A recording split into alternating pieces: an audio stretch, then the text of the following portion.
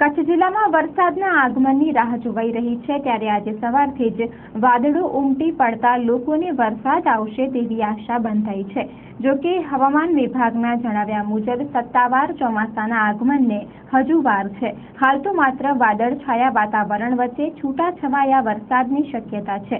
જો કે ભેજવાળા પવનોને કારણે વાતાવરણમાં પલટો આવ્યો છે અને ઠંડક ફેલાઈ ગઈ છે।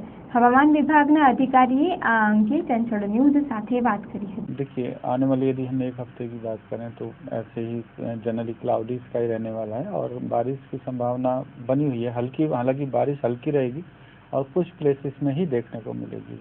लगभग 25% स्टेशनों में, जो कच्छ के जो स्टेशन है उसमें हल्की बारिश देखने को मिल सकती है। और कैसा रहेगा मानसून? देखिए, मानसून तो जैसे पहले भी हमने बताया कि मानसून जो नॉर्मल से ऊपर रहने वाला है।